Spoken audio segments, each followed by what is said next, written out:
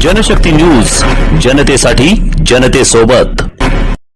सोलापूर महानगरपालिकेच्या प्रभाग क्रमांक 16 मध्ये शिवसेनेचे उमेदवार साठे प्रियदर्शन बाळासाहेब यांनी प्रचाराच्या रणधुमाळीत आघाडी घेतली आहे। त्यांची अनोखी काम करण्याची पद्धत, लोकांशी असलेला थेट संपर्क आणि तरुण कार्यकर्त्यांची मजबूत फळी यामुळे त्यांची चौफेर लोकप्रियता वेगाने वाढत आहे। विशेषतः मुस्लिम बहुल परिसर असलेल्या शानदार चौक, मौलाली चौक, केशवनगर आणि शास्त्रीनगरच्या काही भागात त्यांना प्रचंड पाठिंबा मिळत असल्याचं दिसून येत आहे।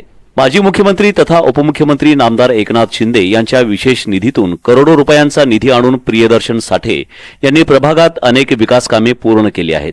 कोणतेही पद नसताना त्यांनी सीसीटीव्ही कॅमेरे बसवणे, रस्ते बांधणे, समाज मंदिर उभारणे, गांधीनगर येथे फरशीकरण करणे, कुलदैवत जामभूनी महाराज मंदिराचे बांधकाम आणि कंपाऊंड बांधणे अशी महत्त्वपूर्ण कामे पूर्ण केली आहेत।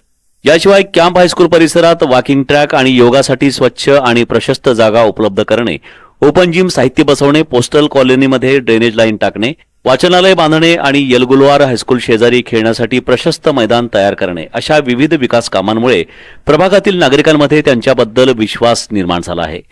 प्रचार मोहिमेदरम्यान पदयात्रा आणि घराघरात जाऊन केलेल्या प्रचाराला प्रचंड प्रतिसाद मिळत आहे।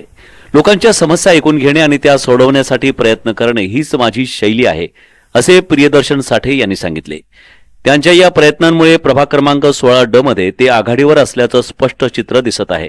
निवडणुकीच्या पार्श्वभूमीवर इतर उमेदवारांसमोर आव्हान उभे राहिले असून प्रचाराच्या शेवटच्या टप्प्यात त्यांची लोकप्रियता आणखी वाढण्याची शक्यता आहे। आगामी निवडणुकीत ते विजयी होतील असा विश्वास अनेक नागरिक व्यक्त करत आहेत।